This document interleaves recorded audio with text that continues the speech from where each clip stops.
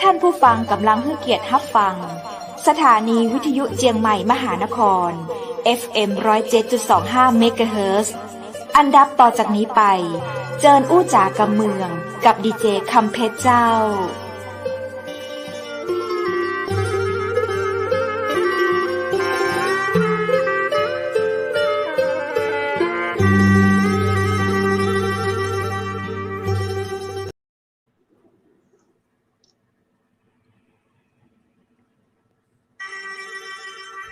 สวัสดีเจ้าสวัสดีคุณผู้ชมที่ฮักและก็เติงหาเจ้ายินดีต้อนรับเข้าสู่รายการอู้จ่ากำเมืองต่างเชียงใหม่มหานครแพร่ภาพออกอากาศจากอาคารวังสิงห์คำอำเภอเมืองจังหวัดเชียงใหม่เจ้าคุณผู้ชมเจ้าปีกับปะกับข้าเจ้าดีเจคำเพชรดีเจวุฒิและทีมงานเชียงใหม่มหานครเช่นเคยนะเจ้าวันนี้คุณผู้ชมเฮาปิกมาปากันในวันอังคารที่9เดือนพฤศจิกายน2564มีเรื่องราวดีๆมาเล่าสู่กันฟังเช่นเคยนะเจ้าวันนี้นับว่าเป็นโอกาสดีเนาะอากาศก็เย็นสบายเจ้าหมอกเหมยก็เริ่มตกลงมาช่วงนี้เปิ้นฮ้องปลายฝนต้นหนาวตั้งเหนือก็จะเป็นฝนหย่อยๆฝนปล่อยๆแล้วมันก็จะกลายเป็นเหมยแล้วมันก็จะคล้ายๆหมอกนะเจ้าดูแลรักษาสุขภาพกันด้วยนะเจ้าทางพยากรณ์อากาศเพิ่นก็ประกาศว่าอุณหภูมิตั้งเหนือจะลดลงแหมถ้าเฮาบ่ทันตั้งตัวเฮาก็จะแพ้อากาศแล้วก็ทำให้บ่สบายได้เตรียมผ้าต้วบเตรียมเสื้อแขนยาวไว้เน้อเป็นห่วงเป็นใยเจ้าคุณผู้ชมเจ้าวันนี้แน่นอนว่าทางรายการอู้จ่ากำเมืองต่างจังหวัดมหานครนั้นเฮาก็ได้รับเกียรติจากแขก VIP ของเฮามาร่วมรายการเช่นเคยนะเจ้าวันนี้เป็นสาวงามสันกำแพงเจียงใหม่มาอู้มาจาด้วยกันในเทศกาลเดือนยี่เปงหรือว่างานลอยกระทงที่จะมาถึงนี้ซึ่งข่าวต่างจังใหม่ค่อนข้างจะดังไปจะทั่วโลกแล้วเน้อคนเพิ่นจะแห่กันมาแอวมาพ้องานยี่เปงหรือว่างานลอยกระทงปีนี้นะเจ้าจะเป็นไปในรูปแบบไหนจะใดเนาะเดี๋ยวเฮามาติดตามฟังจากแขกรับเชิญของเฮาในวันนี้ซึ่งเป็นนักประชาสัมพันธ์ชำนาญการสังกัดองค์กรปกครองส่วนท้องถิ่นที่จังหวัดเชียงใหม่เจ้ายินดีต้อนรับคุณเบนหรือว่าคุณเบนจมพรกันทปานสวัสดีคุณเบนเจ้าสวัสดีครับสวัสดีคุณเบนสวัสดีดีเจคำเพชรครับสวัสดีคุณผู้ตัวเจ้าสวัสดีครับผมแหมหายไป1วัน หายไป1วันนี่แบบเขาเจ้าลุ้นขนาดเลยแต่คืนนี้อยู่คนเดียวนะง่อมๆอะเจ้าครับผมดีใจได้มาคุยกับคุณเบนวันนี้ด้วยเจ้าได้ต้อนรับสาวเชียงใหม่เนาะเจ้าตอนนี้คุณเบนอยู่ที่เชียงใหม่เนาะเจ้าอยู่ที่เชียงใหม่อากาศเป็นใดพ้องเจ้าเชียงใหม่วันนี้ตอนเมื่อเจ้านี่ก็เริ่มมีอากาศที่เย็นสบายนะเจ้าแต่ยังบ่ถึงกับจะต้องใส่เสื้อกันหนาวแต่ว่าถ้าเป็นบนยอดดอยหรือว่าตังที่สูงๆอะค่ะก็จะเริ่มมีอากาศที่เย็นลงนะเจ้ายังอยู่ในอุณหภูมิที่เปิ้นฮ้องว่าอาจจะแบบจะต้องได้ใส่เสื้อกันหนาวแต่ว่าถ้าเป็นต่ำในเวียงนี่ก็จะอากาศกำลังดีเลยเจ้าครับม่วนล่ะเนาะจังใหม่อันก็เห็นมีนักท่องเที่ยวมาแอวพ้องหรือยังเจ้าต่างจังใหม่เฮาเจ้าวันหยุดสุดสัปดาห์พ่องเจ้าที่จะมีนักท่องเที่ยวที่เริ่มเดินทางมานะเจ้าทั้งแต่ก็ยังมีในส่วนของการที่ทุกท่านนะเจ้าที่บ่ว่าจะเป็นคนตั้งในพื้นที่ตั้งนอกพื้นที่เองก็ดีนะเจ้าก็ยังมาแอวอยู่แต่ทุกคนก็ยังมีมาตรการที่เฝ้าระวังตัวเก่าในเรื่องของการเพิ่นฮ้องว่าท่องเที่ยวแบบวิถีชีวิตใหม่นะคะเนาะที่จะต้องได้เปลี่ยนไปตามสถานการณ์เจ้าครับผมแล้วอย่างงี้เขาต้องแอวจะใดอะเขาต้องแอวจังใดอะเจ้าวิถีชีวิตใหม่เจ้าน้องเบนค่ะแอวจะใดนะเจ้าส่วนใหญ่แล้วตอนนี้ก็เปิดประเทศเนาะแต่ถ้าถามว่าเชียงใหม่พร้อมในการต้อนรับนักท่องเที่ยวก็ถือว่าพร้อมนะเจ้าเพราะว่า ทุกคนเนี่ยก็จะต้องมีการขับเคลื่อนไม่ว่าจะเป็นเศรษฐกิจก็ดีหรือว่าขับเคลื่อนในส่วนของการใช้ชีวิตของตัวเก่าก็ดีนะเจ้าถึงแม้ว่าในยุคในยุคนี้เนี่ยจะมีการเป็นว่าต้องเฝ้าระมัดระวังตัวเก่าถึงนี้ว่าจะมีการฉีดวัคซีนมาพ่องแล้วนะเจ้าแต่ทุกคนก็ยังต้องเฝ้าระวังกันอยู่ค่ะแต่ถามว่าแอลก็ที่เชียงใหม่เป็นที่แน่นอนเลยค่ะก็ยังเป็นจังหวัดที่น่าแอลที่สุดในช่วงของฤดูกาลนี้ตัวนะเจ้าโดยเฉพาะยิ่งหลังจากเดือนนี้นะเจ้าแล้วก็เดือนหน้าอากาศกำลังดีเลยเจ้าสำหรับจังหวัดเชียงใหม่ครับผมในฐานะนักประชาสัมพันธ์นี่ช่วงนี้ทำงานหนักกว่าปกติหรือเปล่าครับในช่วงนี้นะเจ้าถามว่าทำงานหนักกว่าปกติก่อนนะก็จะมีงานกิจกรรมโครงการต่างๆค่ะที่ได้วางแผนไว้ในแต่ละองค์กรปกครองส่วนท้องถิ่นนะคะนะไม่ว่าจะเป็นอบจก็ดีเทศบาลนครอบตอย่างเงี้ยเจ้าโดยเฉพาะในในเดือนนี้ค่ะในส่วนของการเมืองค่ะก็จะมีการเลือกตั้งอบตซึ่งเจ้าว่าในจังหวัดเชียงใหม่แล้วก็ในแต่ละต่างจังหวัดเนี่ยเจ้าก็มีการเลือกตั้งอบตที่จะมีขึ้นที่28เจ้าทั้งเข้มข้นในเรื่องการเมืองแต่ในเรื่องของการส่งเสริมประเพณีวัฒนธรรมก็ยังต้องขับเคลื่อนกันไปเจ้าเพื่อช่วยกันอนุรักษ์สืบสานแต่ว่าอาจจะเปลี่ยนแนวเป็นใช้แบบทำกิจกรรมแบบวิถีชีวิตใหม่ไปเหี่ยเจ้าใช่ครับผมอยากฟังเบนเล่าเนาะจะได้เจ้าครับเจ้าแล้วเชิญเลยครับค่ะซึ่งในส่วนของการจะเตรียมหน้าเปิ้นท้องว่าถ้าเป็นภาษาฝรั่งเนี่ยก็จะเป็นว่ามีทั้งไฮซีซันเนาะค่ะเนาะแล้วก็มีทั้งประเพณีที่ยังก็ต้องแบบมีสืบไปค่ะภายใต้การดูแลตัวเก่าหรือว่ามีมาตรการที่ตามสถานการณ์โรคระบาดที่ได้เกิดขึ้นนะเจ้าเพราะว่าแต่จะใดก็ดีก็ยังต้องมันกู้กันไปเนาะกู้กันไปทั้งประเพณีวัฒนธรรมกู้กันไปทั้งในการดำเนินชีวิตนะเจ้าควบคู่กันไปกับการที่ดูแลรักษาตัวเก่าให้มีสุขภาพดีมันก็จะควบคู่กันไปตัวเจ้าถ้าอย่างนั้นมันก็ไปด้วยกันไม่ได้เจ้าครับผมก็คือยืนยันแน่นอนว่าในช่วงเนี่ยไฮซีซันแน่นอนของเชียงใหม่นะครับผมไฮซีซันของเชียงใหม่ประมาณเนี่ยพฤศจิกาธันวาไปถึงมกราแล้วครับผมประมาณเนี้ยครับคือการจัดงานต่างๆเนี่ยมีแน่นอนหรือเปล่าครับผมสำหรับที่เชียงใหม่ไม่ว่าจะเป็นหลายๆงานที่เตรียมจัดครับยี่เปงอีเนาะเจ้างานประเพณียี่เปงในจังหวัดเชียงใหม่ก็ยังมีการจัดค่ะอย่างเช่นตอนนี้นะคะเทศบาลนครเชียงใหม่เองเนี่ยก็ได้มีกิจกรรมแต่ว่ามีกำหนดการในรูปแบบที่เปลี่ยนไปอย่างในทุกๆปีก็จะมีการแห่ขบวนแห่การประกวดกระทงน้อยการประกวดกระทงใหญ่ตำดินน้ำปิงเองต่างๆนะเจ้าแต่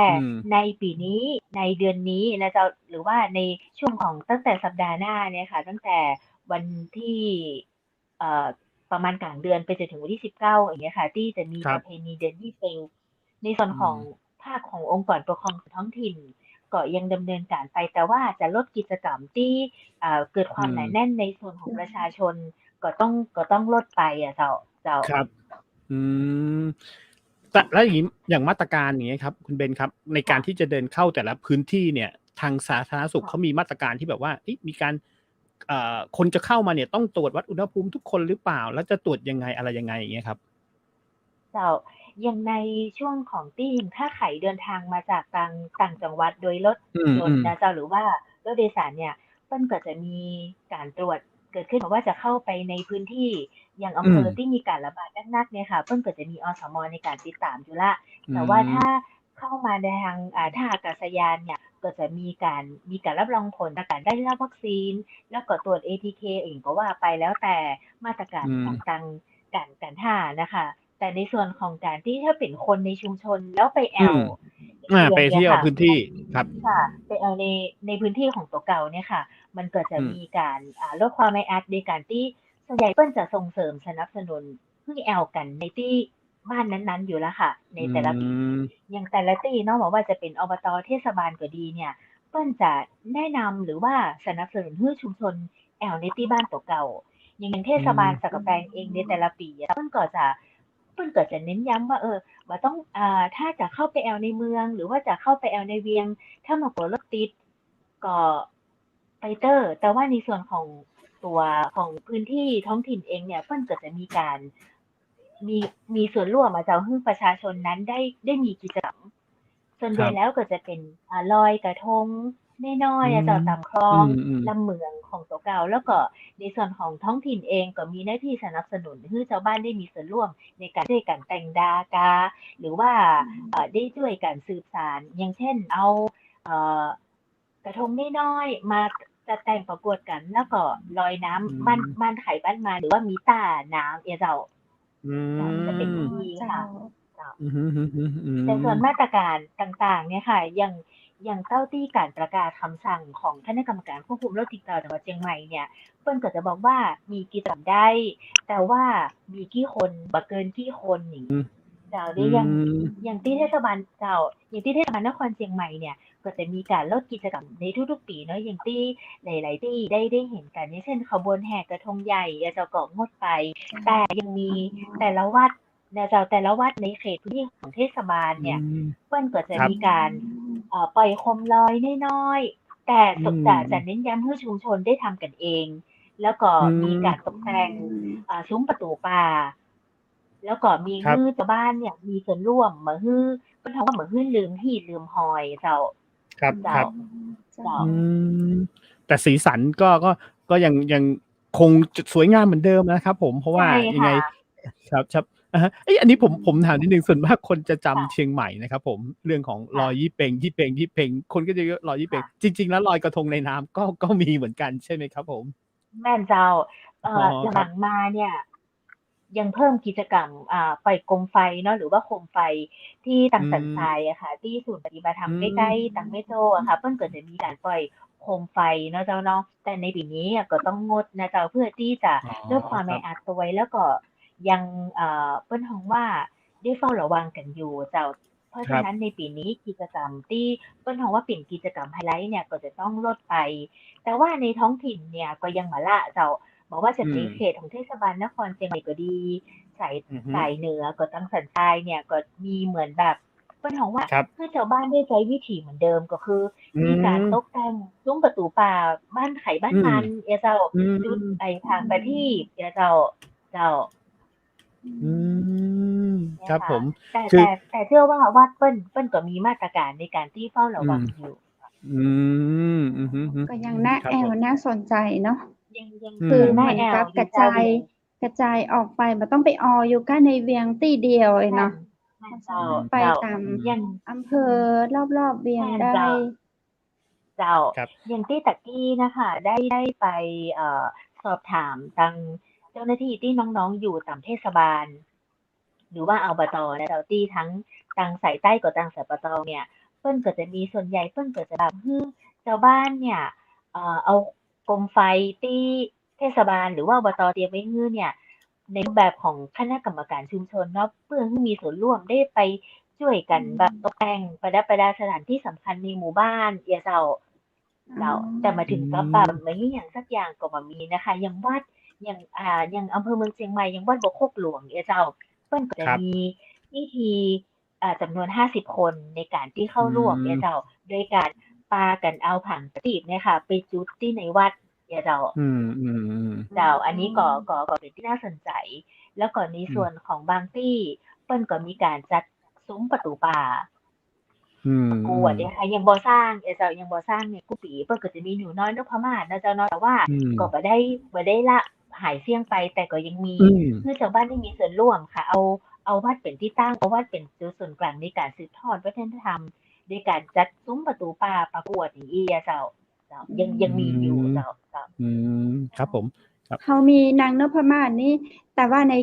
การประกวดนางนพมาศนางงามอย่างจะนี่จะมีก็เจ้ามามีเจ้ามามีแล้วเจ้าปีนี้งด1ปีนี้งดก่อนใช่ไหมครับผมแม่เจ้าปีนี้งดก่อนค่ะ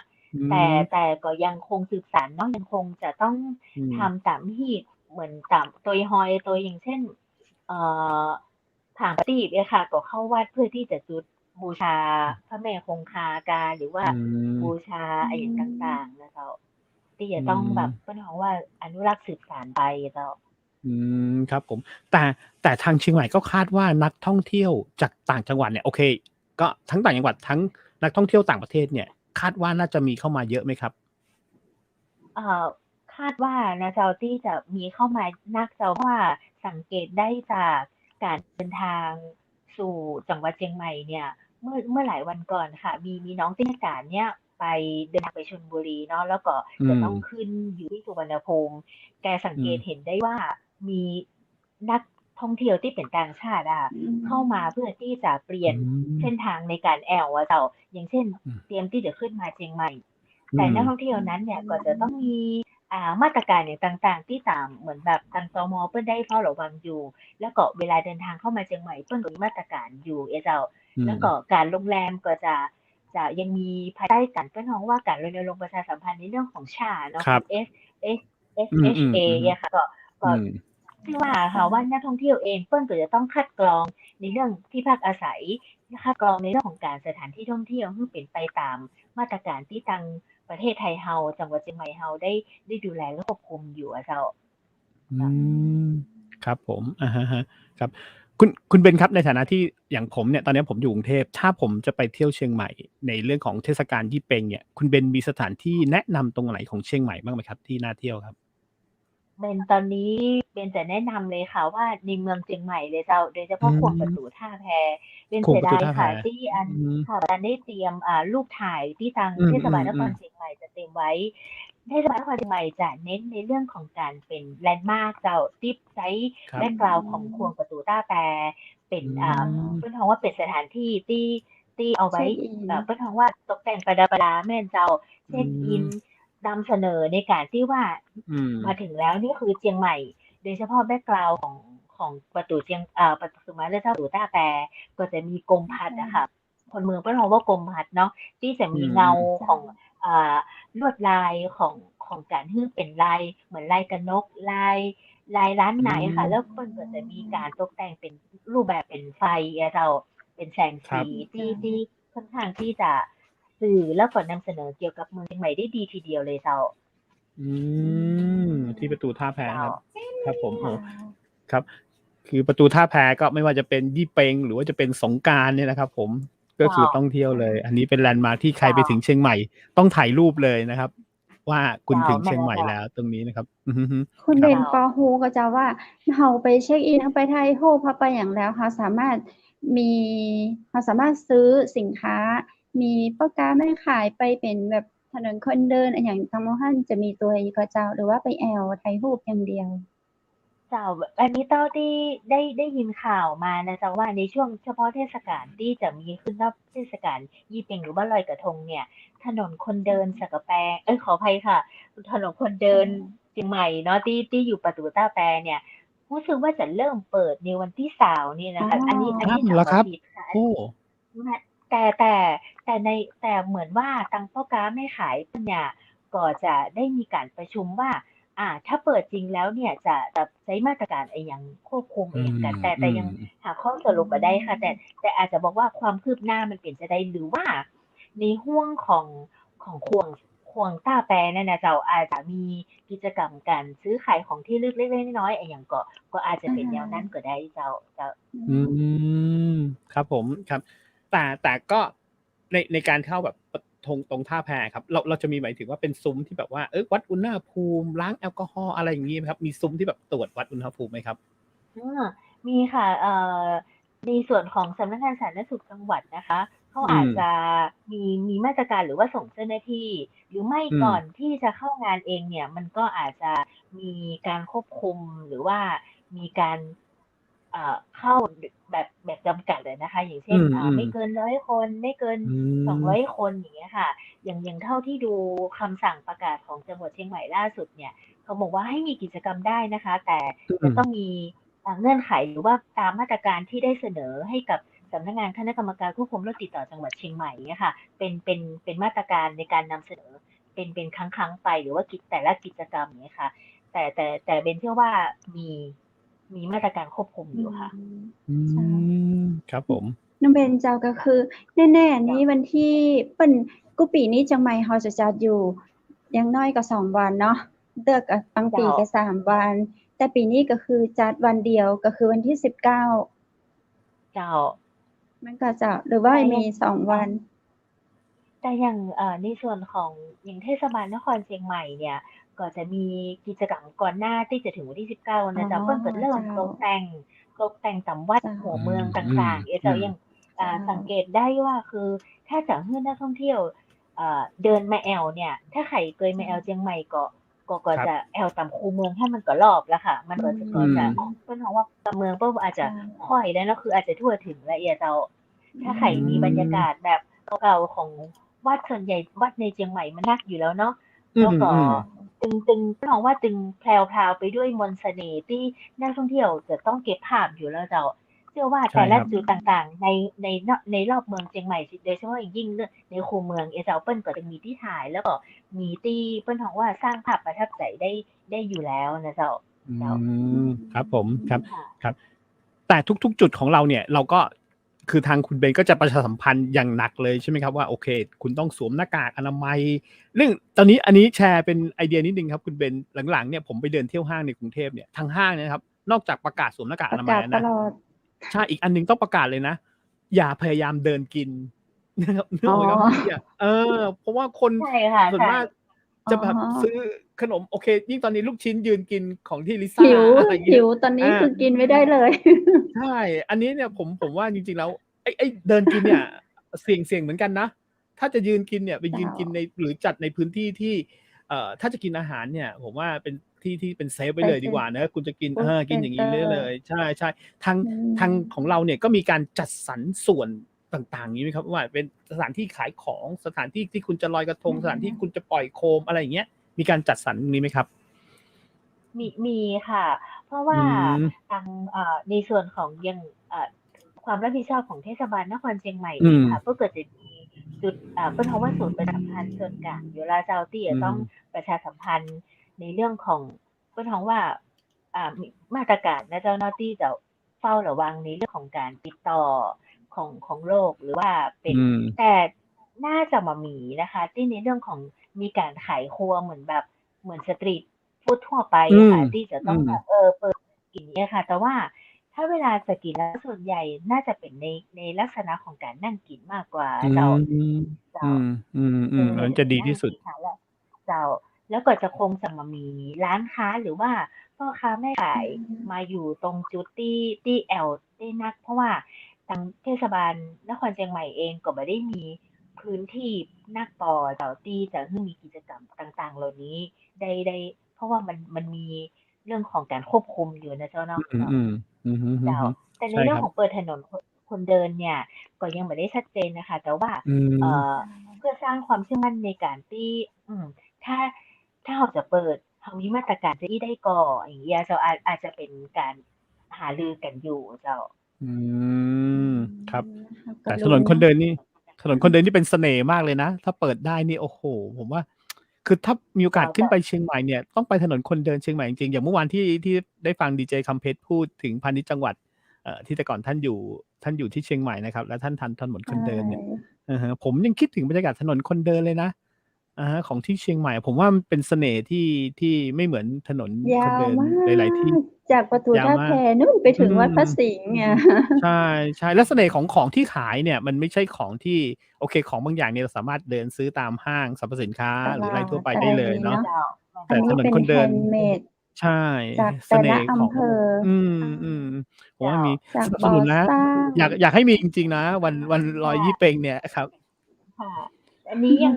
บ่ได้อู้ถึงเรื่องย ของถนนคนเดินสันกำแพงเลยค่ะ เพราะว่า อืม เจ้า ถ้าถนนคนเดินสันกำแพงก็เป็นลักษณะอย่างเงี้ยค่ะ พี่วุฒิ อืถ้าเป็น ม เจ้า อย่างถนนคนเดินเชียงใหม่ อืม ถ้าของคนเดินเชียงใหม่มาถึงเนี่ย ถ้าลดความหนาแน่นนะคะในส่วนของถนนคนเดินสันกำแพงเนี่ย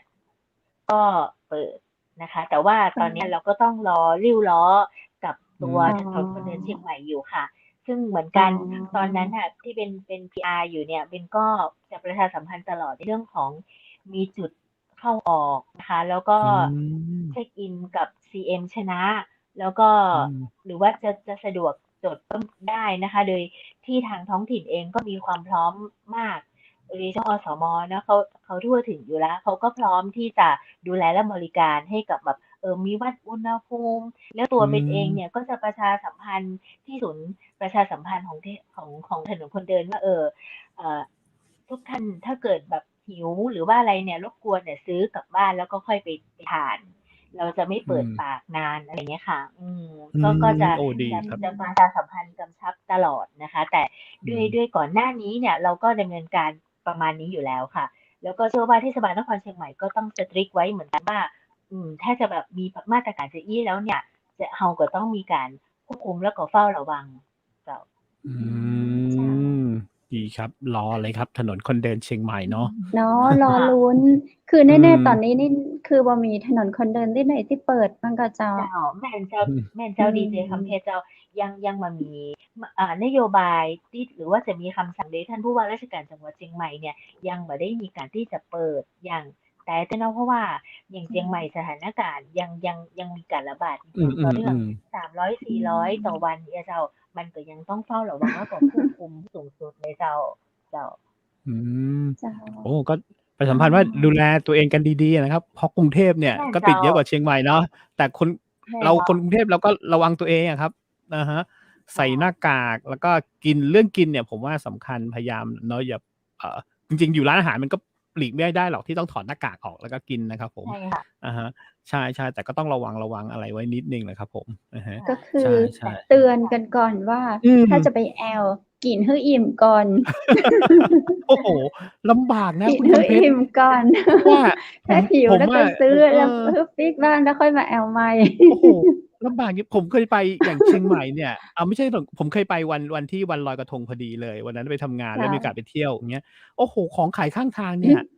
ต่อให้อืกินให้อิ่มนะคุณมกำเพชรค่ะต่อให้เดี๋ยวก็กินให้อิ่มหิวอีกน่ากินหมดน่ากินหมมันดเลย น่ากินจริงๆครับแล้วมันค่ะเป็นอะไรที่น่ากินมากแล้ววันนั้นอยากกินแล้วมันเอก็เหนื่อ อยแล้วมันก็อยากกินแล้วมันใชก็สนุก่แล้วลองคิดดูสิครับไปช่วงอากาศหนาวๆพอดีตอนนั้นน่ะแล้วเจ้าเจออะไรเอร้อนๆอีกอครับโอ้โฮเอออย่าว่าแต่เอาข้าวเหนียวหมูปิ้งร้อนๆแหมยังน่าถือขึ้นมาแล้วแบบกินเลยอย่างเงี้ยครับค่ะมันเป็นเสน่ยิ่งห์ของมีกระทของเชียงใหม่งค่ะใช่โอ้โฮค่ะเนาบางะเจ้านี่ก็แบบมีกระทงที่แบบทำเออืมงเนาะอย่างก๋วยเตี๋ยวพัดเนี่ยค่ะความจริงแล้วอืมมันก็คือก๋วยเตี๋ยวพัดเออนะแต่พอได้ใช่มาใส่ภาชนะที่แบบเป็นเเนื้อออหรือว่าเออเป็นตะกร้อเนาะที่แบบเป็นกระทงเป็นไม้ไผ่น้อเนี่ยค่ะยเจ้าๆเจ้ามันก็เพิ่มมันก็บรรยาน่ากินกาศยิ่งอันอันใดก็น่ากินอันใดก็น่ากินอืเนี่ยเจ้ามอยากให้งูติ๊กมาเหมือนนั้นเหมือนเดิมบรรยากาศอืแบบอ๋อร้านเหมือนเดิมค่ะแต่เราก็ต้อง เจ้าปรับเปลี่ยนค่ะปรับเปลี่ยนไปทีละอืมเล็กๆน้อยๆนะเจ้าอย่างเช่นเปิดเมืองแล้วแอลได้แต่ว่าก็ต้องเจ้าตึงกับมาตรการดูแลตัวเก่านะเจ้าอย่างใช้สูตอืรเปิ้นฮ้องว่าอย่าง ม DHMA DHM DHAMTT นี่แหละค่ะที่แบบว่า distancing mask หรือว่าอือ๋ออันนี้ค่ะที่ตรเจ้าวจวัดอย่างนี้นะคะตามเพื่อเพราะว่าเจ้ากรมอนามัยที่เปิ้นได้กำหนดมาเจ้าอืเจ้ามก็ดีอืนะครับมก็ทุกคนนอกจากอ๋อ ใส่หน้ากาก DM แล้วใช่ค่ะ ครับ DMHTT ค่ะ DMSTT PT ครับใช่ค่ะอ๋อครับผมมีเป็น อ๋อนะ distancing อันเว้นระนักท่องยะห่าเที่ยวก็งท่องไว้เจ้าอ่าจะได้อืไปแอวเชีมยงใหม่ได้เนาะเราก็จะได้แอวเจ้าม่วนๆตัวย ครับอืมแต่นอกจากนั้นปุ๊บร้านอาหารแถวๆริมปิงเนี่ยก็เริ่มทยอยๆเปิดกันแล้วใช่ไหมครับผมแม่นเจ้าก็เริ่มทยอยเปิดแต่ว่าก็มีมาตรการนะคะเจ้าที่ได้ดูข่าวในฐานะที่เป็นแบบเหมือนชุมชนนะเจ้าก็จะอืติดตามมในเรื่องของร้านอาหารที่กึ่งบันเทิงกึ่งแบบเป็นอืมเป็นร้านอาหารที่แบบมีแอลกอฮอล์เข้าถึงหรือว่าเริ่มเปิดแอลกอฮอล์เข้าถึงเนี่ยเปิ้ลก็จะมีการตรวจนะคะบางที่เนี่ยถ้าจำบ่ผิดเนี่ยรู้สึกว่ามีการตรวจ ATK ตัวนะคะแล้วก็อ๋อจำกัดคนเข้าตัวเจ้าจำกัดคอืนมเข้าตัวเจ้าอย่างอืเช่นม50 คนอย่างเงี้ยค่ะคุณเบอืนเจ้ามในการเจ้าจำกัดคนเข้านี้คือนักท่องเที่ยว50คนแยกเป็นนักท่องเที่ยว50คนหรือว่ารวมคนที่ทำงานคนที่มีภารกิจทางไหนอืมหั้นแล้วอ๋อบารวมเจ้าอันนี้คือ50คนมารวมแล้วสำหรับอ๋อนักท่องสำหรับเที่ยวค่ะนักท่องเพื่อนของเที่ยวสินค้าแม่นอืเจ้าในส่วนของพมนักงานเนี่ยบางร้านค้านะคะที่มีการเพื่อนของว่า ตามมาตรการของร้านเนี่ยเปิ้ลจะเปิดมาได้ตราบใดถ้าพนักงานเปิ้ลไม่ได้ฉีดวัคซีนตอน อ๋อ นี้นะ อ๋อ คะ ครั ค่ะ บ นี่คือ ใน เป็ จัง น หวัดเชียงใหม่ทุก จัด ร้านเล กาย ร เจ้า มา อย่าง แล้ เช่นร้าน ว อาหารที่นั่งกินแม่นเจ้าโดยเฉพาะร้านอาหารที่นั่งกินที่มีการปรุงหรือว่าที่มีการเสิร์ฟอย่างเงี้ยเจ้าเปิ้ลจะ อื เขียนติด ม ไว้หน้าร้านเลยว่าพนักงานร้านนั้นร้านนี้เนี่ยได้รับการฉีดวัคซีนครบ2 เข็มแล้วเจ้า ครั อ๋ บ อ อืม เจ้า ครับ อันนี้ แต่ เป็นร้าน อื อาม หารค่ะ อืม แต่เท่าที่คุณเบนรู้ก็คือไม่ว่าจะเป็นพนักงานของร้านอาหาร พนักงานของโรงแรม หลาย ๆ ที่เนี่ยเขาก็ต้องได้รับการฉีดวัคซีนครบ2 เข็มส่วนใหญ่แทบจะได้รับการฉีด ใช่ แล้ ค่ะ วใช่ไหมครับ? ใช่ อื ค่ะ ใช่ค่ะ ม อย่างงี้ก็อุ่นใจเนาะ อั อน ย่าง นี งี้ก็ คื ยัง อ อุ่ วิ นใจเนาะ ค่ะ มันเป็นวิถีใหม่ที่ผู้ประกอบการเองอะค่ะ อืม จะต้อง เขาเรียกว่ามีมาตรการควบคุม อื ด้ว ม ยค่ะ ทั้ง อืม ทั้งรัฐเอง ทั้งตัวผู้ประกอบการเองอ เอะ ก อ ช ย่างงั้ เอน ง น่ะ อืม ค่ะ ใช่ค่ะ แล้วอย่างงั้นน่ะระบบเศรษฐกิจมันก็ไปต่อไม่ อื ได้ ม ถ้าเกิดว่ามีการแพร่ระบาดในวงกว้าง ถ้าเป็นร้านอาหาร อย่างเงี้ยค่ะ มันมีการนั่งกิน แล้วก็ บางร้านก็อยู่นานเกิน1 ชั่วโมง 2 ชั่วโมง อย่างเงี้ยนะคะ มันก็ต้องเซฟทั้งชื่อเสียงขออืงร้าม นด้วย แล้วก็ต้องเซฟสำหรับ ใช่ ลูกค้าที่เข้ามาด้วย อย่างเงี้ยค่ะ อื อา ม ถ้าลูก ค ค้า รับ อยากอยู่นาน ๆ ลูกค้าออกไปสักเตื้อครบ 50 คนแล้ว คน อื ที่มายืน ร ถ้าเกิ อ ดให้ ก็ เจ้า เปิ้ลก็น่าจะมีแค่เนี้ยน่ะค่ะ หรือไม่อาจจะมี เน การนัดาะ หมายเกิดไป ขึ้น หา ถ้า ร้า เกิ น ด ใว่า หมเป็น่ งานสำคัญมากค่ะ หรือว่า ใช อย่าง ่ เงี้ยค่ะ ประมาณนี้เจ้า แล้วก็ อะ มี ฮะ การ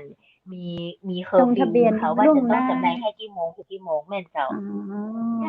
น่าจะ เเป็น จ้า กะอันเจ้า เนาะ อื ลง ทะเบียน ไว้ ครับผม ล่วงหน้า อือฮึ ใช่ อย่างงี้ คนจะไปเที่ยวเชียงใหม่นะครับ ไปดูอะไรได้ก่อนตรงไหนมั่งไหมครับว่า เอ๊ะ เชียงใหม่เราจะต้องเตรียมพร้อมอะไรยังไง? ดูจากที่ไหนได้บ้างครับ? แอปอะไรนะครับ เมื่อกี้ที่บอกว่า CM อะไรนะครับ? CM ชนะ อ๋อ CM ชนะ อ๋อ อันนี้ เออ แอป CM ชนะเป็นเรื่องของ การเช็กอินเข้าเชียงใหม่อยู่ อื แล้วค่ะ อื ค่ะ อืม ค่ะ อือฮึ เช็กอินในเรื่องของ เขาเรียกว่า เหมือนแบบเป็นมาตรการเฝ้าดูอาการของตัวเองอยู่แล้ว อย่างเงี้ยค่ะ ครับ ค่ะ แล้วก็ อือฮึ ถ้าเกิดว่ามาจากพื้นที่เสี่ยงก็ตรวจ ATK อืม ก่อนที่จะเข้าร้านอื่น ๆ อย่างเงี้ยค่ะ ก็อาจจะมีนะคะ กรณีที่เป็นนั่งดื่ม หรือว่านั่ง อื กิน ม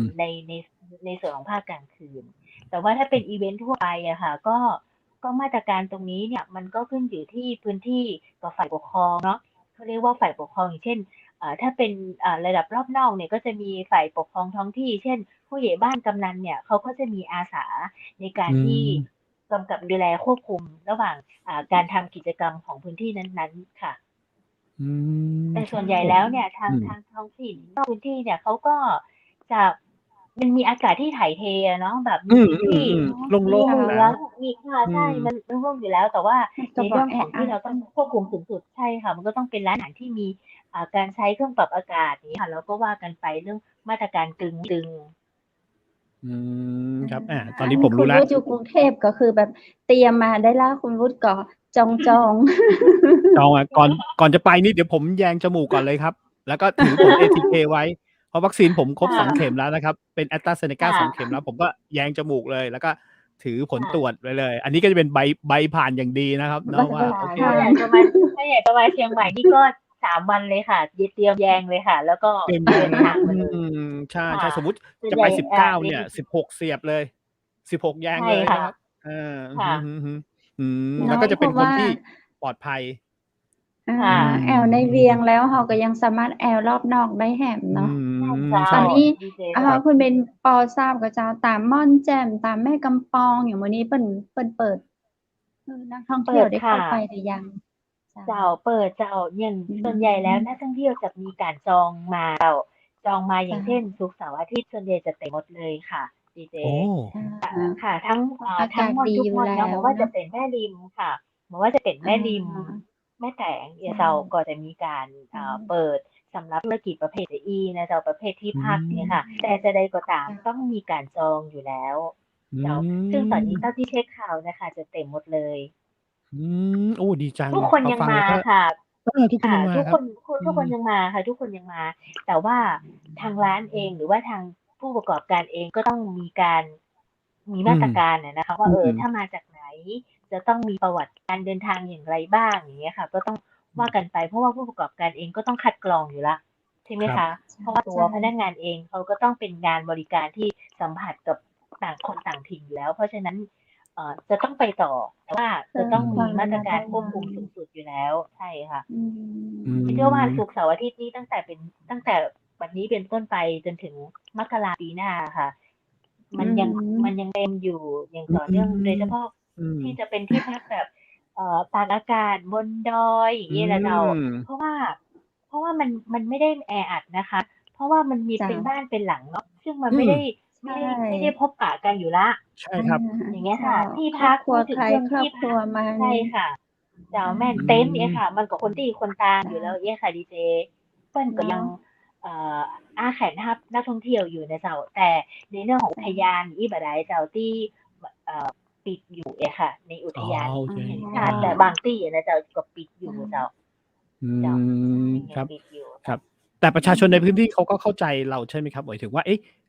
เนื่องจากเราเป็นจังหวัดท่องเที่ยวแทบจะอันดับหนึ่งเลยในฤดูหนาวเนี่ยนะครับผมคนต้องไปเชียงใหม่เอาคนในประเทศนี่แหละ ประชาชนเขาก็เข้าใจใช่ไหมครับเขาก็ฉีดวัคซีนอะไรกันอย่างเงี้ยใช่ไหมครับ ค่ะ ฉีดวัคซีนกันส่วนให เข้า ญ่ ใจ แล้ว ค่ะก็ส่วน อื ใหญ่ ม 3-4 วันนับจากอาทิตย์ที่แล้วเป็นต้นมาค่ะ พอเชียงใหม่บอกว่าเปิด walk in ให้ อืม กับฉีดวัคซีนนะคะ คนเชียงใหม่เนี่ยก็ อ๋ ไปฉีดวัค อ ซีนตามที่ศูนย์ฉีดวัคซีนกลางทั้งหมดเลย อื ค่ะ เพราะว่า โอ้ดีจัง ทุกคนกระตือรือร้น เนื่องจากว่า พอรู้ว่าได้เปิดประเทศ อื การ ม ป้องกันตัวเองมันก็ต้องมาเป็นอันดับหนึ่งในการตัดสินใจแล้วว่าตัวเอง จาก เนี่ย ตั ต้ ว องส เร ร้างภูมิคุ้มกันให้กับตัวเองนะ วัคซีนด้วยอย่างเงี้ยค่ะ ไม่งั้นก็ อื มัน ม ก็เป็นความเสี่ยงที่อาจจะเกิดขึ้น เสี่ย ได้ ง อยู่ตลอด อื เวลา ม ใช่ค่ะ โอ้พอฟังแล้วอุ่นใจเลยเนาะ อื เนา ม ค่ะ ะ ค่ะ อื อย่างเช่น อยู่เชียงใหม่ได้ ป็น เมิน ๆ ป็ เลย อันนี้เบนยังอู้ถึงที่แม่กำปองนะคะ หรือว่า อืม ทางเส้นดอยสะเก็ดที่ป่าเมี่ยงอย่างเงี้ยค่ะ ที่จะเน้น อ๋ ใน อ เรื่องของการตากอากาศ หรือว่า อื ได้ ม ไปดูอากาศที่เย็นสบายอย่างเงี้ยคือเท่าที่รู้มานะคะว่า เปิ้ลยังมีที่พักอาศัยที่จองแล้วเต็มหมดเลยค่ะ ไปจนถึง โอ้ เดือน โอ้ มีนา ใช เอาแล้ว ตอนนี้ ่ ใครจะไปเชียงใหม่นี่ต้องจองแล้วนะตอนเนี้ย อา นะครับ จริ อื ง ๆ ม เจ้า อืม ใช่ อือฮึ เจ้า อืม และ ครับ แล้วก็ตอบรับในส่วนของคนในพื้นที่จริงๆอะค่ะ เปิ้ลก็พ อื ร้อ ม มสังเกตดูค่ะว่าสถิติในการที่ยอดฉีดวัคซีนในแต่ละวันเนี่ย อย่างที่ Promina เนาะ ที่เป็นศูนย์ อื ฉี ม ด ในจังหวัดเชียงใหม่อะค่ะ 7-8,000 คน บางวันก็ โอ้ 6-7,000 คนที่รองรับการฉีดวัคซีนน่ะค่ะ เจ้า อืม เจ้า โอ้ก็ คือ เยอะ พ เล ร้ ย อ นะ ม ครับ ค่ะ อื ใช่ เรา ม เยอะเจ้า นัก ครับ เจ้า แล้ววัคซีนเชียงใหม่ก็เพียงพอด้วยอยู่แล้วนะครับ ในการที่จะรองรับคนที่มาฉีดเนาะ เจ้า เพี อื ยงพอค่ะ ม เพราะว่าในส่วนของจังหวัดเชียงใหม่ยังมีการเปิ้ลมองว่ามีการระบาดอย่างต่อเนื่องอยู่นะคะเนาะ เพราะฉะนั้น ในส่วนของสาธารณสุขจังหวัดเองก็ต้องให้ความสำคัญอยู่แล้วค่ะว่า เมื่อมันเกินกี่เปอร์เซ็นต์ เมื่อมันเกินเท่าใดอะค่ะ ถึงจะ อืม มีการฉีดวัคซีนกระตุ้นให้มาฉีดกันอะเจ้า อืม อย่า ค ง รั น้อย บ มันก็ป้องกันได้อะเจ้า ใช่ ๆ มาฉีดเถอะเนาะ หนักก็จะเป็น มันก็คงไม่หนักอะ ถ้าฉีดวัคซีนแล้ว วัคซีนใน เจ้า ร่างกายแล้ว เจ้า เนาะ อะฮะ อื จะ ม ได้ เจ้า เจอ สั แบ ง บ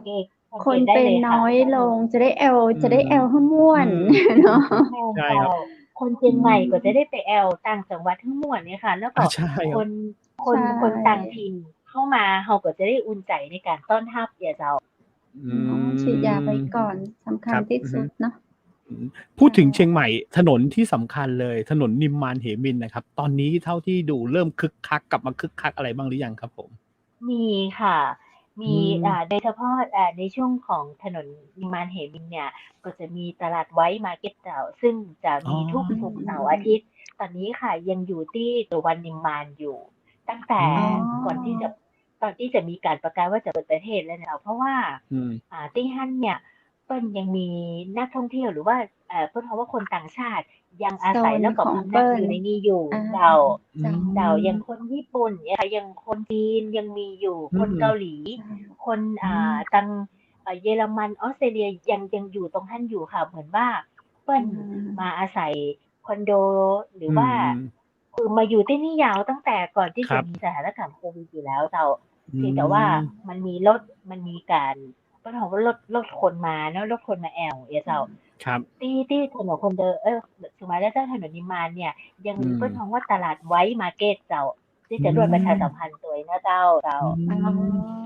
ก็ยังต มี ลาด ศุก ไว้ ร์ มา เสา ร์เก็ ร์ ต อาทิตย์เนาะ มีเจ้าตลาดไว้มาร์เก็ตเจ้าส่วนใหญ่จะเป็นการซื้อของฝากของที่ระลึกที่เกี่ยวกับงานแฮนด์เมดและเป็นงานอาร์ตอะเจ้าเป็นงานอาร์ตเป็นงานอาร์ตเลยค่ะ ครับ เจ้า ตลาดไว้มาร์เก็ตแหมเป็นอีกที่หนึ่งที่เดี๋ยวผม เจ้า ไปต้องไปเยือนให้ได้เพราะผมไปนิมมานเนี่ยยังไม่เคยไปเลยไว้มาร์เก็ตนี่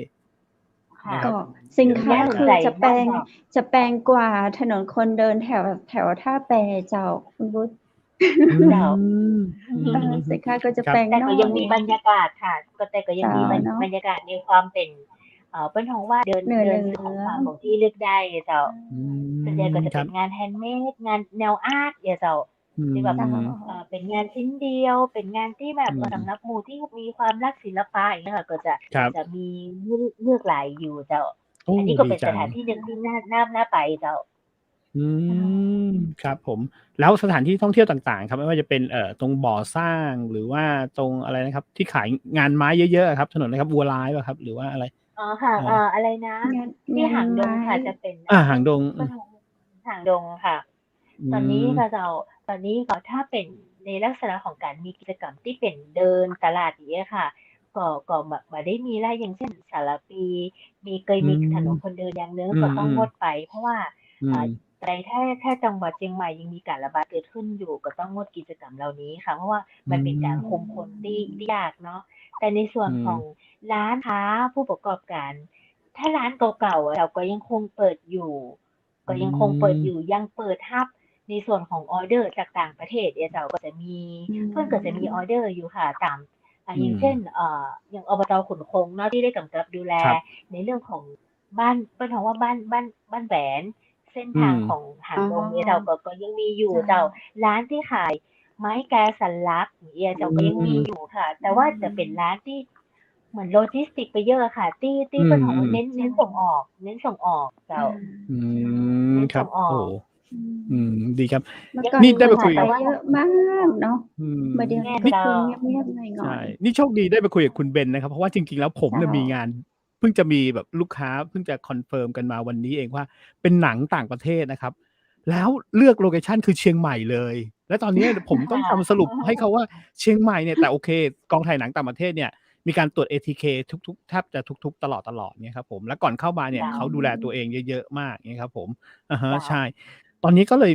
เนี่ยพอมาคุยกับคุณเบนได้ฟังแล้วก็รู้ว่าโอเคความพร้อมเรามีแล้วคนประชาชนในพื้นที่ฉีดวัคซีนระดับหนึ่งแล้วโรงแรมไม่ต้องห่วงฉีดวัคซีนแน่นอนร้านอาหารฉีดวัคซีนแน่นอนนะฮะตอนนี้อุ่นใจแล้วครับที่จะต้องไปเดินทางไปเชียงใหม่แล้วถามนิดนึงครับ ค่ะ ถ้าประสบความสำเร็จจากงานยี่เปงที่แบบว่าเราสามารถคอนโทรลได้อะไรหลายๆอย่างปุ๊บเนี่ยพอไปถึงหน้าหนาวเนี่ยงานต่อไปเนี่ยเราจะใช้โมเดลเนี้ยคิดว่าถ้าประสบความสำเร็จแล้วปุ๊บเนี่ยถนนคนเดินจะกลับมาแน่นอนไหมครับ ทุกๆเส้น อือฮึ มีค่ะมีค่ะ เพราะว่าการพอการแพร่ระบาดมันควบคุมได้เนาะเศรษฐกิจมันก็ต้องให้มีความต่อเนื่องถ้า เดิน ไม่ ต่อ เกิด ไป การกระตุ้นเศรษฐกิจอยู่แล้ว มันก็จะในเรื่องของระดับจังหวัดเรื่องของประเทศมันก็จะเดินต่อไปไม่ได้ แล้วก็ที่สำคัญเนี่ยพ่อค้าแม่ค้าเองเขาก็ต้องป้องกันตัวเองอะเนาะเยอะๆอย่างเงี้ยค่ะ แล้วก็ความเป็นไปได้มีแน่นอนค่ะ มีแน่น มี อน แน่นอน แต่ว่า มีแน่นอนนะครับ ค่ะอาจจะเป็นการจัดในการจำหน่ายเนี่ยในรูปแบบใหม่ อย่างเช่นอาจจะเว้นระยะห่างจากที่เคยแบบเมตรหลังชนหลังหรือว่าตีล็อก โอ้โหเดินเบียด ตี กัน ล็ เล อก ย เดินตีล็อกให้แบบติดฉะหลังชนหลังนี้ค่ะก็อาจจะเว้นระยะห่างอาจจะว่าร้านค้าอาจจะลดน้อยลงนะคะ แล้วก็มีการเว้นระยะห่างโดยการตั้งร้านให้แบบเว้นระยะห่าง1 เมตร ตัวของผู้เขาเรียกผู้จับจ่ายซื้อของเนี่ยก็จะต้องเว้นมีถนนให้กว้างขึ้น ร้านค้าที่มาขายเป็นแบบเป็นการออกร้านเนี่ยก็อาจจะคัดเลือกอะค่ะว่าเป็นสินค้าประเภทไหนที่ควรที่จะได้มีคุณสมบัติมาจำหน่าย อาจจะเป็นในลักษณะอย่างนั้นแต่ทุกคนก็ต้องเดินทางเดินต่อนะคะ เพราะว่าส่วนใหญ่แล้วเนี่ยก็จะเป็นอาชีพหลักเขาเลยนะคะ เรื่องถนนคนเดินเนี่ยแต่จะเป็นอาชีพหลักของเขาทั้งนั้นเลยค่ะ ใช่ครับ ในการประกอบการ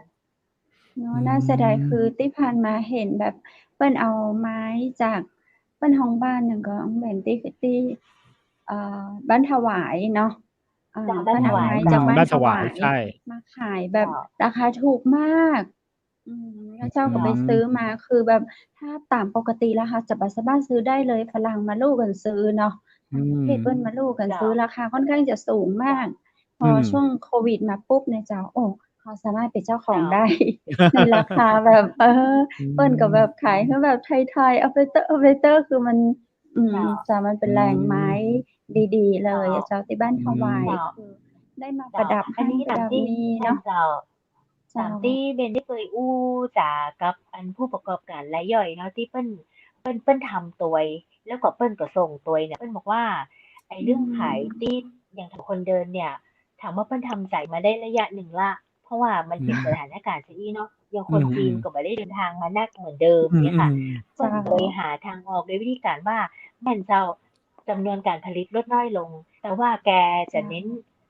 ในการส่งออกไปนั อื ก เงี้ย ม เจ้า อื เพราะว่า ม ถ้า ใช หมาอันเนี่ย มันก็สิอยู่บ่ได้อะเจ้า อื อื ม แม่นเจ้า ม ครับ เจ้า ครับ เอ๊ะ คุณเบนผมถามนิดหนึ่ง อย่างวันนั้นเนี่ยผม เล่าให้ฟังผมไปเที่ยวเชียงใหม่ อย่างเงี้ยครับ ก็คือไปทำงานแหละ แล้วสุดท้ายแล้วผมก็เป็นพวกทำงานด้วย แล้วก็เผื่อท่องเที่ยวด้วย อย่างงี้ครับผม ทำงานจบ เจ้า แล้วก็ขอเที่ยว 3 วัน เชียงใหม่เนี่ยมีเสน่ห์อันหนึ่งที่ผมเห็นนะครับ ก็คือ จักรยานสีเหลืองเนี่ย มันยังมีอยู่ไหมครับ? คือจักรยานเนี่ย เราจะใช้โทรศัพท์มือถือที่ไปตัดนะครับ แล้วก็ผมสามารถขี่ ค ไป่ ะ ไหน อ๋อ ก็ได้เลย ซึ่ง ค่ะ ซึ่งเป็นเสน่ห์ของเชียงใหม่ ที่ ที่ เขา ดี จะ มาก จอดไว้ให้ ใช่ แล้ว จ ผม จอ ขี่ ดไว้ ผม ให้ เจ้า ข้างห้าง เอ แถว อ มี ผม หญ้า มี เห็น มี เยอะแยะเลย ค่ะ อืม เจ้า ยั มี ง มี มี อยู่ อ ยู่ ช่วงหนึ่ง ไม่ อื ไม่ ม มีแล้วค่ะพี่วุฒิ เพราะ อ๋ ว่า อ เหรอครับ? มันเป็นบริษัทที่ เบนไม่แน่ใจนะคะว่ามันเป็นบริษัทที่เป็น เหมือนเป็นบริษัททดลองการทำร อ๋อ ถไฟฟ้า ข ทดลอจังหวัด ง เชียงใหม่ในยุคนั้นค่ะ เป็นอืม ทดลอง แล้วบริษัทนี้ค่ะนำมาเพื่อให้เป็น เหมือนว่าเป็นรถให้ทดลองอะค่ะ อืทดลอง ม ตาม ๆ ๆ จุดสาธารณะนะอ๋คะ อ อย่างเช่น หน้าสถานีรถไฟนะคะ ก็อืจะมี ม แบบ เจ้า มี เขาเรียกว่ามีสเตชันที่เอา อืม จอดมอไซค์ แล้วก็ อื นักท่องเที่ยว ม สามารถที่จะ ใช้อย่างที่พี่ ใช่ บอกอะค่ะเมื่อกี้อะเนาะ อื แล้ว ม ก็ เจ้า สามารถไปจอดที่ไหนก็ได้ แล้วก็เดี๋ยวก็จะ เออ มีการเก็บมา อย่างเงี้ยค่ะ ตอนนี้ อืม มันหมดสัญญาแล้วค่ะในการท อ๋อ ดลอง อ๋อ ค่ะ เก็บไปหมดแล้ โอวค่ะ ้ ค่ะ โอ้โฮ ฝากเก็บไปหมด เชี แล้ ยง ว ใหม่ ค่ะ ไว้เลยครับ เพราะว่าคนเชียงใหม่ คุ เป็ ณ น วุ ค ฒิ น ได้ ที่ ปั่นไหม? น่ารัก คุณวุฒิได้ ได้ เคย ปั่ ได้ น ปั่นหรือยัง? ปั่นเลยครับ เขา เพราะ เจ้า ว่า เขาเจ้าก็ปั่น เขาเจ้า เปั่นไป มออ ช. มาเมย่า ใช่ครับ ค่ะ แล้วอย่างที่บอก คือเราเป็นรถทนักท่องเที่ยีวกรุ บ งเทพเนี่ย สีเหลื เรา อง เรา เจ จะ ้า นั่งเครื่อง ค่ะ ไป ถูกไหมครับ พอนั่งเครื่องไปเชียงใหม่เป็นอะไรที่ง่ายมาก นั่งเครื่องเสร็จปุ๊บ เราสามารถเช่ารถได้เลย รถมาจอดที่ ค่ส ะ นามบิน เราก็ขับไปเที่ยวค่ไหน ะ มาไหนก็ได้ วันไหนที่เราค่ะ เที่ยวอยู่ในตัวเมือง ผมก็จะใช้วิธีอย่างเงี้ยครับ ขี่จักรยานเนี่ย ซึ่งใช่ บรรยา คก่าะ ศมัใชน ่ โอ้โฮ ลองคิดดูครับ อากาศหนาว ๆ สขี่ นจัุกรยกคา่นะ เนี่ยนะ ในตอนนั้น เอค่ะ อ ใช่ครับ บางทีเบน มี น ความสุขมาก บางทีเห็น ใช่ค่ะ เห็นเนาะ อืม มี มีที่จอดตรงนี้นะคะ แล้วก็ นักท่องเที่ยวไปจอดอีกทีที่สวนบกหาดเงี้ อื ยค่ะ ม ๆ แล้วก็ อา เคยถามอยู่นะ ถาม คนขับรถที่เป็นรถ RCT อะค่ะ เอ๊ย RCT หรือเปล่าคะ? ที่เป็นบริการร่วมอะ ที่แบบเป็นเหมือนรถ เหมือนรถของ Grab ขสมก. อะค่ะ แต่เป็นของครั เท บ ศบาลนครเชียงใหม่นะคะ อืตรงนั้น ม เขา ๆ เขาเคยเล่าให้ฟังว่า มีบริษัทที่เขาให้เอามาให้เชียงใหม่เป็นสถานที่ทดลองอะค่ะ ทด อื ลอง สามารถแบบ อ๋อ เจอที่ประตูท่าแพ แล้อืวก็ม ปั่นไป อื ไป ม หยุดไว้ที่สวนบกหาด แล้วก็ไม่ต้องนครับ ำกลับ มันก็อืม จะมีแบบ มีของเทศบาลนครเชียงใหม่อะค่ะ มาจัดเก็บ ไป แล้ว เก็ก็บ ไปจัด ค่ะ จัดจำนวน จัดระบบในสเตชัอืนนั้น ม ๆ ว่าจะจอดตรงไหนว่ากันไป อย่างเงี้ยค่ะ อแืต่ตอนนี้เก็บไปแล้วม ค่ะ เพราะว่ารู้สึกว่าหมดครั อ๋ บ สัญญาณในการทดล อ๋อ องนะคะ ค่ะ เสียดาย ผมอืว่านะ เชียงใหม่น่าม จะทำต่อนะ อะไรอย่างเงี้ย เป็นของ คของ่ะ เชียงใหม่เองเลยก็ได้นะ ผมว่ามันมีเสน่ห์ แล้วผมเห็นนักท่องเที่ยวจีนเนี่ยใช้กันเยอะเลยวันที่ผมไปอะนะคค่รัะ บผม อือฮึ เดี๋ยว ใชเดี๋ยวไป่ ที่ ไปที่นั่น คุณวุฒิไปสันปะ อะไร สันกำแพง บ่อสร้าง บ่อสอร้ืางเขาก็ม มีค่ระ ถถีบ มีจ้องให้ด้วย อืม แกโอ้โฮ ล้งจ้องปั่นรถถีบ แหม มันก็จะคลาสสิกไปหน่อยนะ แล้วผู้ชถ้า ายหถ้น้าาสนใจโหด ๆ อยากเงียบ ๆ อปัย่่างผม นรถถีบ ครับ เดี๋ยวเพราะว่าอืต่อ ม ต่อจากงานยี่เปงนี้เราจะอืม มีงาน มีงานอะไรอีกครับ? อืปีใหม ม่เนาะ เคานต์ดาอืวน์ ม ค่ะ แล้วก็งานฤดูหนาว เจ้า ซึ่งที่เคยมีเนาะงานฤดูหนาวแล้วก็งานไม้ดอกไม้ประดับเนาะ เจ้าเจ้าแม่นเจ้า ไม้ดอกไม้ประดับ ในส่วนของภาครัฐค่ะก็ยังคงต้องส่งเสริมการท่องเที่ยวกันไปเจ้า แต่ว่าอาจจะลดกิจกรรมลงค่ะ หรือว่ามันก็จะมีแต่ละที่อาจจะเสนอไอเดียในรูปแบบของฐานวิถีชีวิตใหม่เนาะหรือว่าเป็นสิ่งที่จะต้องปรับเปลี่ยนรูปแบบพฤติกรรมหรือว่ากิจกรรมต่างๆ ที่จะต้องคงอยู่ไว้ในอย่างใดอาจจะมีการปรับเปลี่ยนรูปแบบค่ะ แต่ว่าก็ไม่ได้ลดไม่ได้ละไว้เจ้าก็น่าจะมีอยู่ แต่ว่าจะเป็นรูปแบบใดนั้นอาจจะต้องติดตามกันต่อไปเจ้า น่าสนใจ คือเหลือเป็นแบบฮีทฮอยบะกาวบ้านเฮาไว้เนาะ เจ้า มันก็ เจ้า อันอย่างก็จะจ้าลงหน่อย อันไหนที่แบบทันสมัยก็เอาพักไว้ก่อน เจ้า ประมาณเนี้ยเนาะ ก็ต้องดู แอลเจียงใหม่ เจ้าท่านก็ต้องดูสถานการณ์ว่าถ้าคลี่คลายเมื่อใดก็อาจจะคลายมามีกิจกรรม แต่ว่าจะเป็นกิจกรรมอะไรอย่างก็ต้องติดตามแล้วก็ดูรูปแบบกันไปเห็นเป็นครั้งๆไปค่ะ เพราะว่ามันยังแบบแน่นอนนะเจ้าเนาะขนาดโรงเรียน ทุกสิ่งก็ยังบ่แน่นอนเนาะ เจ้า จะเปิดก็ยังบ่เปิดแต่เนาะ อันนั้นจะเกิดขึ้นก็ยังบ่สามารถเป็นไปได้แต่เตื้อเนาะอู้จากันไปอู้จากันมาเจ้าคุณเบน ถึงช่วงสุดท้ายของรายการแห่ละขอคุณเบนประชาสัมพันธ์เพิ่มเติมถึงอันคุณผู้ชมเนาะถึงนักท่องเที่ยวที่ใครมายี่เป็งปีนี้เจ้าก็ยินดีต้อนรับนะเจ้าคนจังหวัดเชียงใหม่นะเจ้าแล้วก็ในฐานะที่เป็นคนเชียงใหม่นะเจ้ายินดีต้อนรับทุกท่านนะเจ้าที่ได้เดินทางมาจังหวัดเชียงใหม่นะเจ้าบอกว่าจะเดินทางมาเป็นลักษณะการประกอบธุรกิจก็ดีการค้าก็ดีหรือว่าตั้งใส่มาแอลก็ดีนะเจ้าในเมื่อตอนนี้นะเจ้าเฮาปฏิบัติตามมาตรการในส่วนของป้องกันเฝ้าระวังของโรคโควิด -19 อยู่แล้วนะเจ้าเชื่อมั่นเจ้าว่าจังหวัดเชียงใหม่หรือว่าแต่ละจังหวัดก็ดีนะเจ้าทุกท่านก็มีมาตรการควบคุม1จะต้องดูแลตัวเก่าให้นักเจ้า2ในส่วนของการที่ได้รับวัคซีนในการเป็นวาระแห่งชาติแล้วทุกคนก็ให้ความสำคัญกับการให้วัคซีนอยู่แล้วนะเจ้าเพราะฉะนั้นมาแอลเจ้าในแอลเชียงใหม่นะเจ้าภายใต้เปิ้นฮ้องว่าเป็นยังใจคำว่าเปิ้นฮ้องว่า New Normal นะเจ้าเฮาจะแอลท่องเที่ยวแบบวิถีใหม่เฮาจะแอลท่องเที่ยวเพื่อมีการดูแลสุขภาพตัวเก่าได้อย่างชัดเจนแล้วก็นักยิ่งขึ้นเจ้ามาเจ้ามาแอลเชียงใหม่เจ้าไปแอลแน่นอนครับต้องเปลี่ยนเสื้อผ้าใส่สิ้นใส่ผ้าแบบพื้นเมืองตวยเนาะจะได้บรรยากาศแน่เจ้าอันนี้คือถ้าเจอหน้านี่คือไทยจะต้องได้ปรับเปลี่ยนแล้วค่ะเพราะว่าวันนี้นี่แบบกระทันแท้ๆเลยเจ้าวันนี้ใช่วันนี้ต้องแบบขอบคุณคุณเบนนักๆเลยเจ้าเบนตอบได้ชัดเจนมากเลยทำให้แบบว่าเข้าใจเลยแบบพาคุณเบนมาแบบป้าทองอย่างเอ็กเพสเลยเนาะใช่ครับแล้วก็คนฟังเนี่ยก็คนที่เตรียมจะไปเชียงใหม่เนี่ยพอฟังคุณเบนแล้วเนี่ยโอ้โหอุ่นใจเลยครับผมเที่ยวได้อย่างสนุกแน่นอนแต่ภายใต้วิถีของ New Normal หรือว่า Next Normal จริงๆนะครับผมดูแลตัวเองย้ำอีกทีนะครับคืออะไรนะครับดีอะไรนะครับผม distancing แล้วอะไรนะครับDHMTT ค่ะDDMSTT ค่ะเท่าทีค่ะ D ย่อมาจาก distancing นะคะเนาะเว้นระยะห่างเจ้าค่ะแล้วก็ส่วน M ก็คือใส่แมสอยู่ตลอดเวลานะคะแล้วก็ H นี่ก็คือ heat อะค่ะ heating ก็คือแบบวัดอุณหภูมิเจ้าวัดอุณหภูมิครับผมค่ะแล้วก็ที่เชื่อที่เพิ่นฮ้องว่าเป็นตัวเพิ่นฮ้องว่าดูแลสุขภาพเป็นเพิ่นฮ้องว่าเป็น DMH ค่ะเปิ้นฮ้องว่าล้างมือบ่อยๆอะค่ะล้างมือบ่อยๆครับผมการสร้างอนามัยนะคะแล้วก็ทีตัวนึงอะไรอย่างก็เป็นCM ชนะค่ะหรือว่า T Thailand ชนะไทยชนะค่ะไทยชนะก็คือมีการใช้แอปไทยชนะหรือว่า CM ชนะเพื่อที่จะดำเนินการเช็คอินเข้ามาในต่างจังหวัดหรือว่าในจังหวัดของเก่าเจ้า ครับ เจ้า ผมก็คือเพื่อจะ ค่ะ ไม่เสียเวลาก็ดาวน์โหลด CM ชนะไว้ก่อนนะครับผม เจ้า แล้วก็ ถ้าก ร จะ อก มา อะไร แอวเชี มาย งให เรี ม่ ยบร้อย ถ้าจะมาแอวเชียงใหม่นะครับ นะฮะ เจ้า แล้วก็ เหมือน หรือ เขา ไม่ จะ ก็ เดินทางต่างประเทศเล อาย เนาะ ใช่ครับ บอกว่า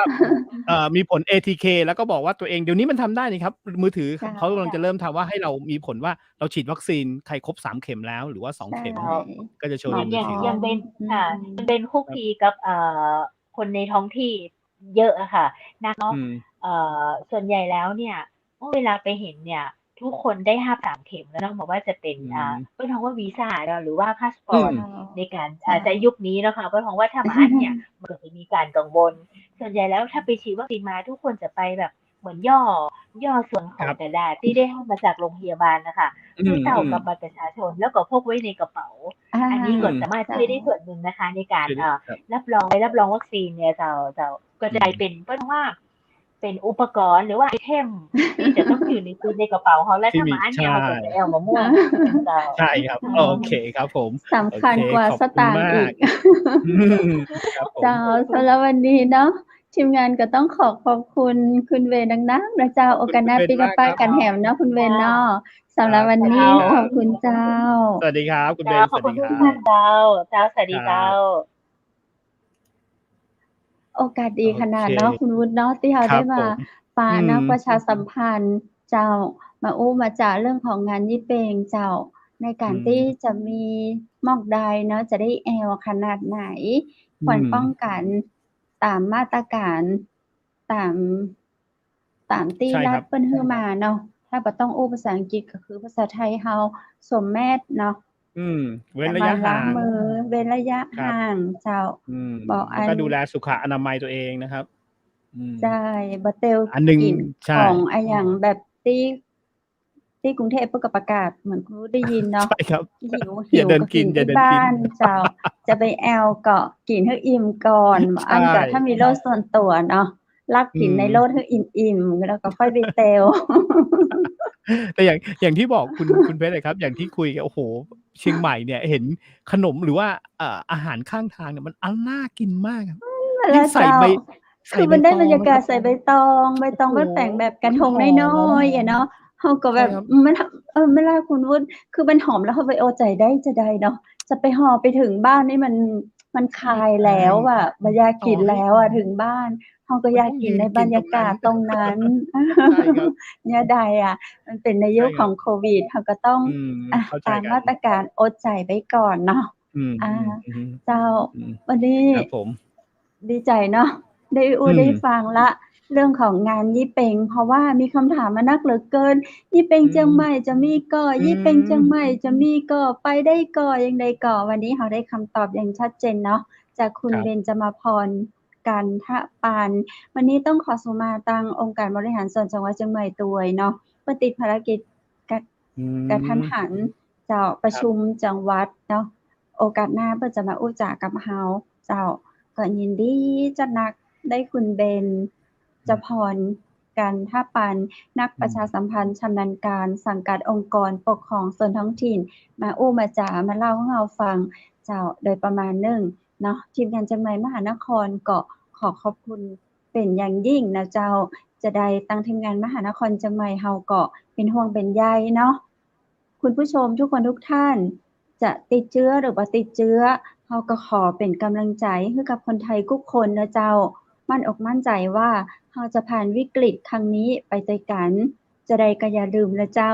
ติดตามฟังรายการอู้จากับเมืองทางเชียงใหม่มหานครเนาะ เราส่งความห่วงใย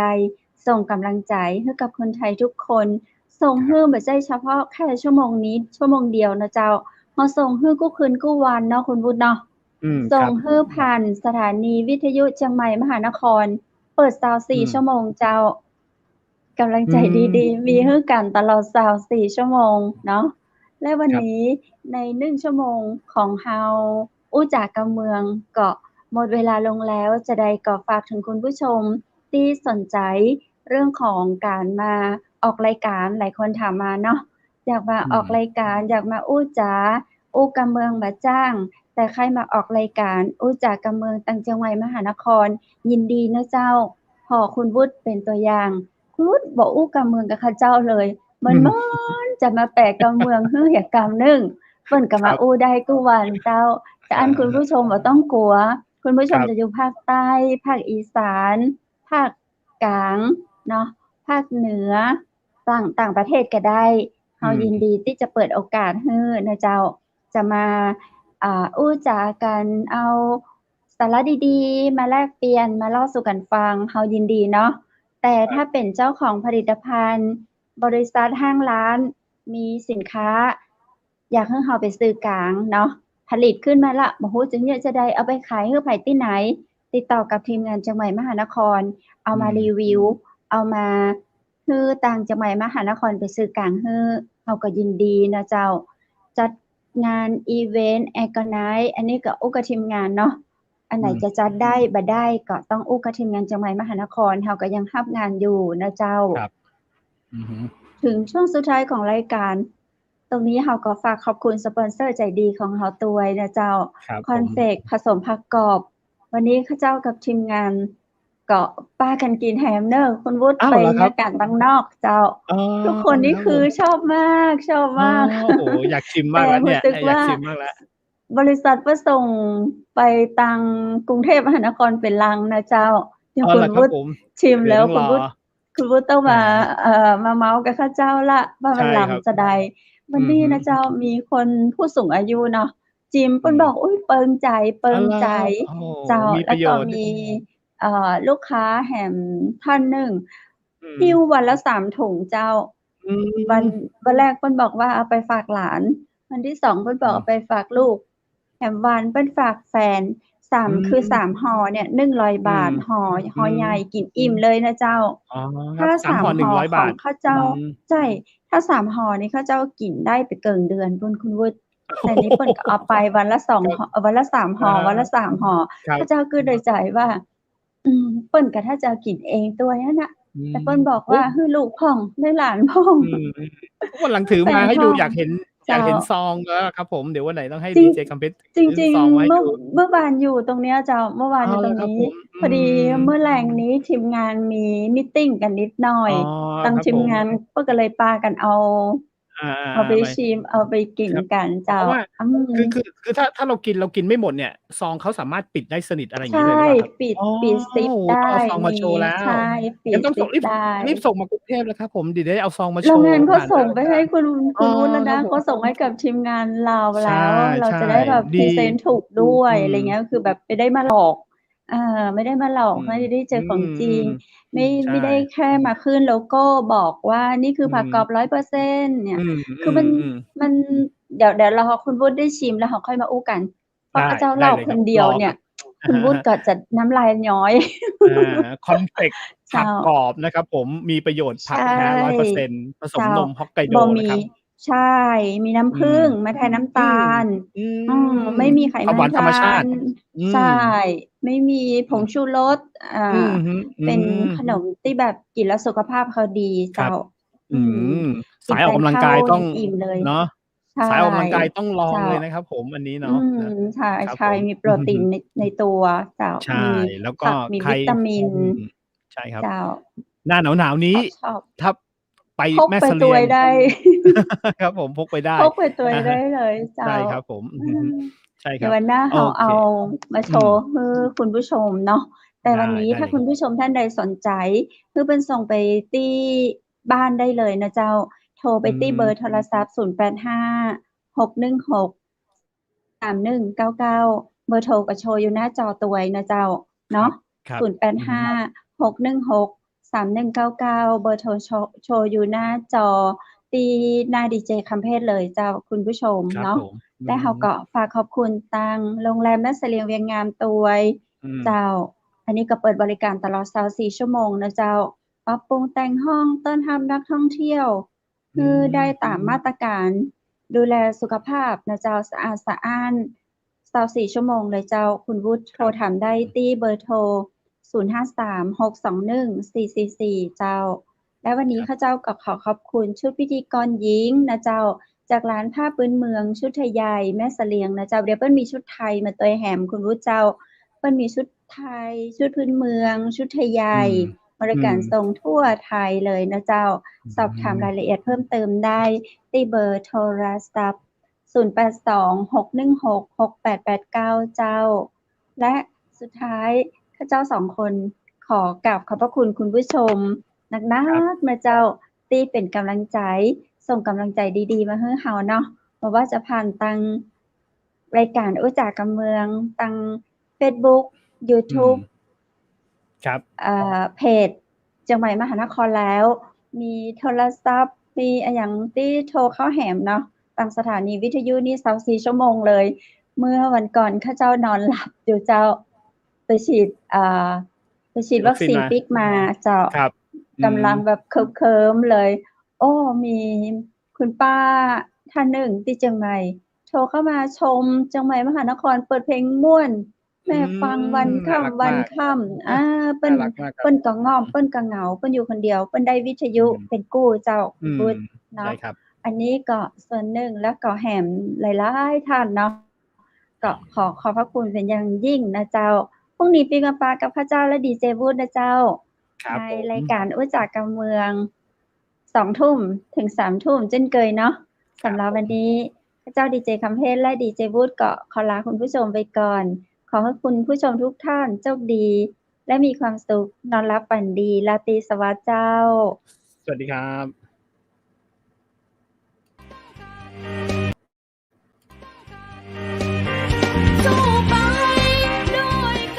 สถานีวิทยุเจียงใหม่มหานคร 107.25 เมกะเฮิรตซ์ขอแสดงความห่วงใยและเป็นกำลังใจให้ทุกท่านในช่วงการระบาดของโรคโควิด -19 ในครั้งนี้เพื่อลดความเสี่ยงควรสวมหน้ากากอนามัยทุกครั้งล้างมือเป็นประจำขอให้อยู่ที่บ้านให้นักที่สุดด้วยความปรารถนาดีจากหมู่เฮาเจ้าเจียงใหม่มหานครสนับสนุนโดยกาแฟโกแมคคอฟฟี่และโรงแรมแม่เสรียงเวียงงามโทร 053-621-444 และ 081-595-2883 เราจะฝ่าฟัน